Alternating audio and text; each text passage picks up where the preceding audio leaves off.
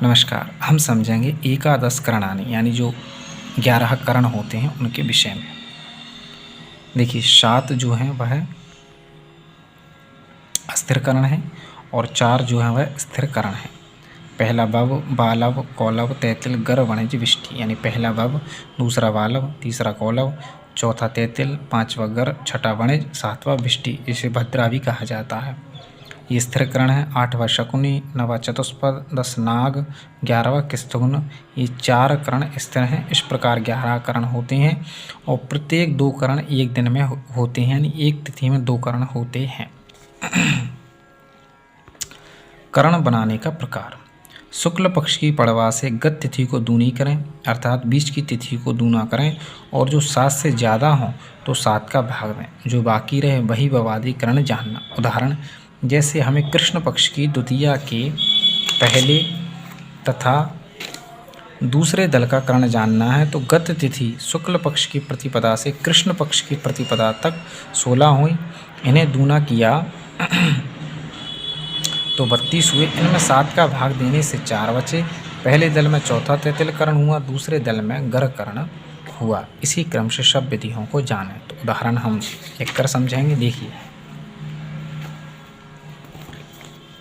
यहाँ पे लिखा है शुक्ल पक्ष की पड़वा से गत तिथि को दूनी करें, अर्थात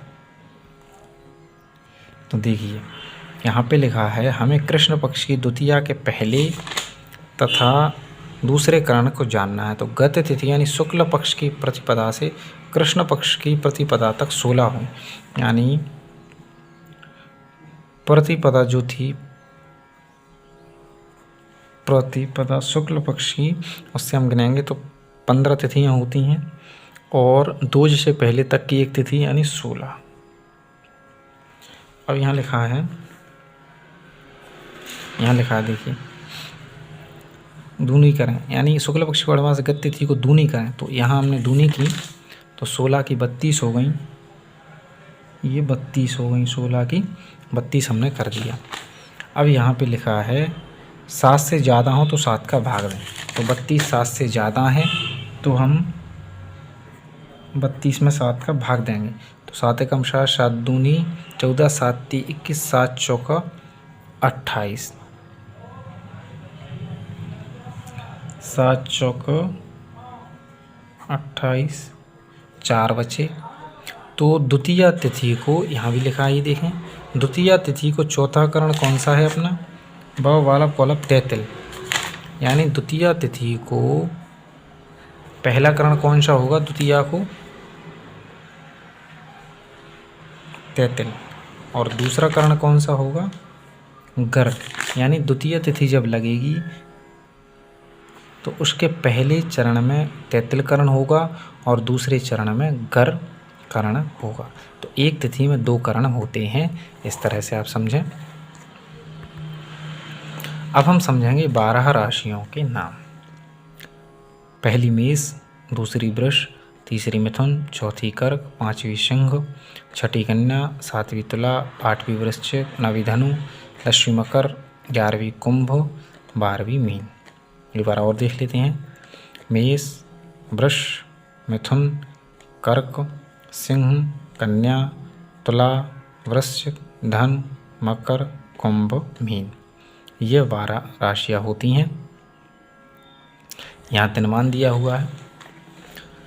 4-4 अक्षरों के नक्षत्र, यानी यहाँ पर 4-4 अक्षरों के जो नक्षत्र दिए रहते हैं, कौन से नक्षत्र में किस बालक का जन्म होता है, यहाँ से हम समझेंगे। जैसे चू चे चोला इसमें हुआ है तो उसका अश्विनी नक्षत्र होगा।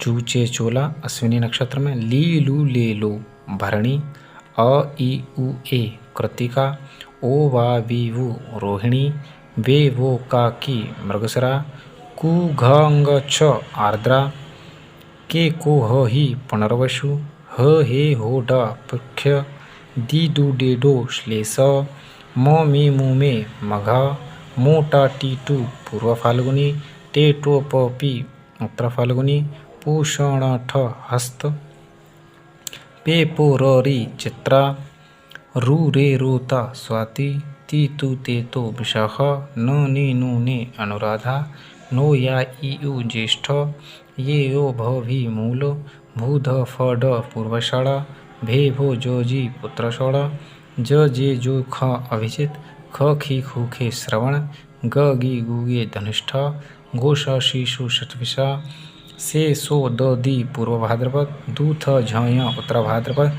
दे दो चौची रेवती। और 9 अक्षरों की एक राशि होती है, जैसे चू चे चो ला ली लू ले लो अ। इन 9 अक्षरों की मेष राशि हुई। इन अक्षरों में जिनके नाम का पहला अक्षर होगा उसकी मेष राशि होगी।